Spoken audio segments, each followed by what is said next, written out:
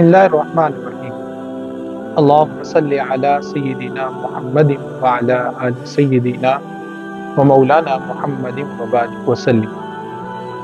میرے راہ ہدایت کے ناظرین و سامعین، ہمارا سلسلہ جو ہے نور سے ظہور، اس میں ہم نبی کریم صلی اللہ علیہ وسلم کے بچپن کے معجزات کا ذکر کر رہے ہیں۔ پچھلی نشست میں بھی ہم نے کچھ معجزات کا ذکر کیا اور اس میں بھی آپ کے گوش گزار چند معجزات کرتے ہیں۔ نبی کریم صلی اللہ علیہ وسلم کی عمر مبارک جب بڑھنا شروع ہوئی تو عام بچوں کی جو عادات ہوتی ہیں، نبی کریم صلی اللہ علیہ وسلم میں ایسی کوئی عادت نہیں تھی۔ آپ صلی اللہ علیہ وسلم بچپن سے ہی کھیل کود سے بڑے دور تھے، اور بلکہ آپ کے جو رضائی بائی ہیں حضرت حلیمہ سعدیہ رضی اللہ تعالی عنہ کے بیٹے، وہ بھی اگر کھیل کود میں مصروف ہوتے اور آپ صلی اللہ تعالی علیہ وسلم ان کو دیکھ لیتے تو آپ صلی اللہ تعالی وسلم ان کو منع کرتے کہ ہمیں اس کام کے لیے پیدا نہیں کیا گیا۔ یعنی مشن اور مقصد واضح تھا، کیونکہ نبی جو ہوتا ہے وہ پیدا ہی نبی ہوتا ہے۔ یہ اعلان نبوت جو ہے، اظہار نبوت 40 سال کی عمر میں کیا، لیکن یہ نہیں ہے کہ اس وقت آپ کو نبوت ملی، ایسا کوئی معاملہ نہیں ہے۔ ورنہ وہ حدیث مبارکہ کہ جس میں میرے کریم آقا صلی اللہ علیہ وسلم نے فرمایا کہ میں اس وقت بھی نبی تھا کہ جب آدم علیہ السلام ابھی مٹی اور پانی کے درمیان تھے، یعنی ابھی آپ کی تخلیق بھی نہیں ہوئی تھی، ابھی آپ تخلیقی مراحل میں تھے حضرت آدم علیہ السلام، اس وقت بھی حضور اللہ کے ہاں نبی تھے۔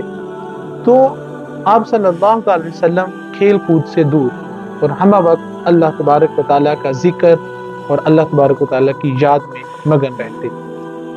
آپ کی بہن حضرت شیمہ کی بڑی خواہش ہوتی کہ وہ آپ صلی اللہ علیہ وسلم کو اپنے ساتھ لے کے جائیں جہاں وہ بکریاں چرانے کے لیے جاتی، اور کیونکہ جب حضور ساتھ جاتے بطور خاص تو بکریاں تنگ بھی نہیں کرتی اور نبی کریم صلی اللہ علیہ وسلم کے گرد رہتی، اور پھر انہیں سنبھالنے کی کوئی دقت پیش نہیں آتی تھی۔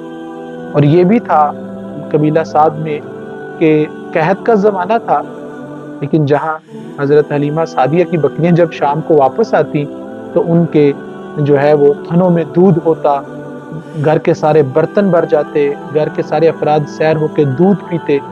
لیکن باقی قبیلے کے جو لوگ تھے وہ کہتے کہ بھئی ان کی بکریاں وہی لاغر کمزور، تو اپنے چرواہوں کو، اپنے بیٹوں کو، اپنے بچوں کو کہتے کہ بھئی وہاں پر بکریاں جا کے چراؤ جہاں حلیمہ کی بکریاں چرتی ہیں۔ لیکن انہیں کیا خبر تھی کہ یہ برکت کس وجہ سے ہے؟ یہ برکت اس لیے تھی کہ اللہ تبارک و تعالیٰ نے ان کے گھر جو ہے تمام برکتوں کا جو مجموعہ ہے، اور برکتیں جس در سے خیرات لیتی ہیں اور برکتیں جہاں سے نکلتی ہیں، ان کے قدم مبارک حلیمہ سعدیہ رضی اللہ تعالیٰ عنہ کی اس کٹڑی میں، اس مکان میں، اس گھر میں لگ گئے تھے۔ تو وہاں سے برکتیں نہیں نکلنی تھی، وہاں سے جو ہے وہ رحمتیں نہیں جاری ہونی تھی، تو پھر اور کیا ہونا تھا۔ تو خیر ایک دن پھر حضرت شیمہ نبی کریم صلی اللہ علیہ وسلم کو اپنے ساتھ لے گئی، تو پھر یہاں پر جو واقعہ شق صدر کا پہلی بار جو پیش آیا، یعنی آپ صلی اللہ علیہ وسلم کا سینہ مبارک جو ہے وہ چاک کیا، تو بکریاں چرا رہے ہیں تو غیب سے 3 فرد نمودار ہوتے ہیں، وہ آپ صلی اللہ علیہ وسلم کو اٹھاتے ہیں اور اٹھا کر پہاڑ کی چوٹی پہ لے جاتے ہیں۔ اب حضرت حلیمہ سعدیہ کی بیٹی حضرت شیمہ اور بیٹا جو ہے وہ منظر دیکھ رہا ہے، تو ایک کیا کرتا ہے، ایک آپ صلی اللہ علیہ وسلم کے سینے مبارک پر جو ہے وہ کٹ لگاتا ہے۔ وہ دیکھ کے پریشان ہو جاتے ہیں کہ اس سے تو وہ بیٹا گھر دوڑ کے جاتا ہے تاکہ والدہ کو بتائے کہ محمد صلی اللہ علیہ وسلم کے ساتھ یہ معاملہ پیش آ گیا۔ تو پھر لیکن آپ صلی اللہ علیہ وسلم کو جب سینہ مبارک کو چاک کیا گیا تو پھر ایک نے تشت تھا، ایک کے ہاتھ میں جو چاندی سے بنا ہوا تھا، اس تشت میں آپ صلی اللہ علیہ وسلم کے قلب اطہر کو رکھا گیا۔ اب یہ معجزہ ہے، ورنہ طریقے انسانی میں آپ دیکھ لیں یا آج کی میڈیکل سائنس میں آپ یہ معاملہ دیکھ لیں کہ اگر دل کو جسم سے جدا کر دیا جائے تو حیات باقی نہیں رہتی. وہ مصنوعی حیات تھوڑی دیر رہ سکتی ہے یا اس طرح الگ کر کے، لیکن وہ اس طرح جدت کا معاملہ نہیں تھا. تو آپ صلی اللہ علیہ وسلم کا قلب اطہر نکالا گیا اور پھر جو ہے وہ اس کو دھویا گیا کوثر و تسنیم کے پانی سے، اور ہر طرح کی طمع کو، اور مطلب وہ تو پہلے ہی پاک تھا اور پھر اور زیادہ پاک کیا. تو پھر جو ہے وہ ایک نے دوبارہ آپ صلی اللہ علیہ وسلم کا دل مبارک جگہ پہ رکھا سینے میں، تو دوسرے نے ہاتھ پھیرا تو وہ سینہ مبارک جو ہے وہ بند ہو گیا. تو ابھی آپ صلی اللہ علیہ وسلم وہاں پر ہی تھے کہ وہ حضرت حلیمہ سعدیہ کو بھی لے کے آ گئے. حضرت حلیمہ سعدیہ دوڑی ہوئی ہیں، جب گھر جا کے بتایا کہ یہ معاملہ پیش آیا ہے تو حضرت حلیمہ سعدیہ بڑی پریشان ہوئی کہ میں سیدہ آمنہ سلام اللہ علیہ اور آپ کے دادا عبد المطلب کو کیا جواب دوں گی کہ میں نے بچے کی صحیح طریقے سے حفاظت نہیں کی. حضرت حلیمہ سعدیہ آئی، دیکھا تو نبی صلی اللہ علیہ وسلم مسکرا رہے ہیں، دیکھا بالکل ٹھیک ہے، آپ کو سینے سے لگایا، پیشانی پہ بوسہ دیا اور معاملہ پوچھا کہ بیٹا کیا ہوا تھا. تو آپ صلی اللہ تعالی وسلم نے وہ ساری بات بیان کر دی. تو انہوں نے دیکھا سینے کو ٹٹولا تو کوئی ایسا معاملہ نہیں تھا. اور بعد میں بھی کیونکہ آپ صلی اللہ علیہ وسلم کا 4 بار شک صدر ہوا، سینہ مبارک کو چاک کیا گیا. وہ اگلی نشستوں میں ہم انشاءاللہ معراج کی رات بھی ہوا اور باقی جو جوانی کے جب ایام شروع ہوئے اس وقت بھی وہ انشاءاللہ اس میں آ جائے گا تفصیل کے ساتھ. تو پھر جب آپ صلی اللہ علیہ وسلم نے فرمایا نبوت کے بعد کہ وہ 3 جو آدمی غیب سے نمودار ہوئے تھے وہ 3 فرشتے تھے، ایک جبریل امین اور اسرافیل اور میکائیل علیہ السلام. یہ 3 فرشتے آئے تھے جنہوں نے آپ صلی اللہ علیہ وسلم کا شک صدر کیا. تو یہ پہلا آپ صلی اللہ علیہ وسلم کا جو ہے وہ شک صدر تھا جو بچپن میں ہوا. تو یہ بھی آپ صلی اللہ علیہ وسلم کا جو ہے وہ معجزہ ہے. تو اس کے بعد حضرت حلیمہ سعدیہ بیان کرتی ہیں کہ وہ بہت زیادہ ڈر گئی تھی کہ کہیں ایسا نہ ہو کہ کچھ اور معاملہ پیش آ جائے. تو انہوں نے اور ان کے خاوند حارث نے یہ فیصلہ کیا کہ آپ صلی اللہ علیہ وسلم کو واپس لوٹا آتے ہیں، وہ امانت جو سیدہ پاک کی ہمارے پاس ہے اس کو واپس کراتے ہیں. اب آپ صلی اللہ علیہ وسلم کو لے کر جب واپس گئے تو ابھی راستے میں تھے، مکے کے قریب ہی تھے کہ حضرت حلیمہ سعدیہ رفع حاجت کے لیے بیٹھی. تو جب بعد میں آ کے باہر دیکھا تو آپ صلی اللہ علیہ وسلم وہاں پر موجود نہیں.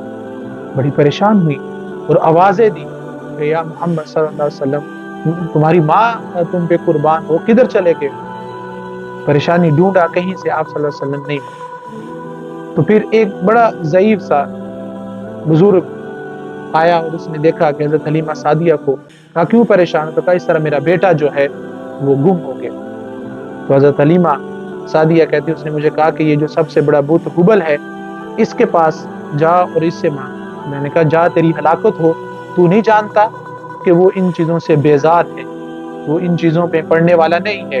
اور اس کی پیدائش پر اس کی والدہ نے مجھے بتایا کہ یہ سارے کے سارے بت جو ہے وہ منہ کے بل گر گئے تھے. پھر اس نے اصرار کیا تو مجھے لے گیا ساتھ.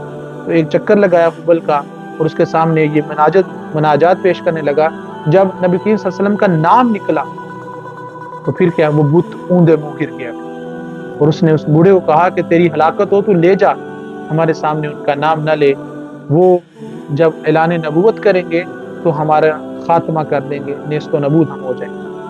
حضرت حلیمہ سعدیہ کہتی میں وہاں سے نکلی تو پھر مجھے حضرت عبد المطلب ملے. انہوں نے کہا سعدیہ کیوں پریشان ہو؟ تو میں نے سارا ماجرا بتایا. تو حضرت حلیمہ سعدیہ کہتی ہیں حضرت عبد المطلب کوہ صفا پر کھڑے ہوئے اور کہا، آواز دی اپنے قبیلے کو، قوم کو کہ آؤ آ کر تلاش کریں. ابھی کہتے ہیں میں ان کو بتا رہا تھا، حضرت عبد المطلب بتا رہے تھے کہ غیب سے ندا آئی کہ تمہیں محمد صلی اللہ علیہ وسلم کے بارے میں پریشان ہونے کی ضرورت نہیں ہے، ان کی حفاظت ان کا رب کرنے والا ہے، وہ کبھی بھی اس سے دور نہیں ہوتا. فلاں وادی میں چلے جاؤ، آپ کو وہاں پر وہ موجود ہوں گے. حضرت عبد المطلب نکلے اور راستے میں ورقہ بن نوفل بھی ملے. ورقہ بن نوفل کو بھی ساتھ لیا. گئے تو دیکھا کہ آپ صلی اللہ علیہ وسلم وہاں پر ایک کھجور کے درخت کے نیچے تشریف فرما ہے اور اس کے پتوں کو جو ہے وہ چون رہے ہیں. تو حضرت عبد المطلب نے مخاطب ہو کر کہا من انت غلام، اے لڑکے تو کون ہے؟ کہا انا محمد بن عبداللہ بن عبد المطلب، یعنی اپنا پورا تعارف کروایا۔ حضرت عبد المطلب نے سینے سے لگایا کہ دادا کی جان میں تیرا دادا ہوں، عبد المطلب۔ تو حضرت عبد المطلب لے کر حضور صلی اللہ علیہ وسلم کو گھر واپس آئے تو حضرت حلیمہ سعدیہ کو بہت سارا مال دیا، جس سے آپ مالا مال ہو کر اپنے قبیلے لوٹ آئے۔ میرے ناظرین، اس سے اگلی نشست میں نبی کریم صلی اللہ علیہ وسلم کے سفر مدینہ کے حوالے سے ہم آپ کے گوش گزار کریں گے۔ اللہ پاک ہمیں نبی کریم صلی اللہ علیہ وسلم کی محبت عطا فرمائے، آمین۔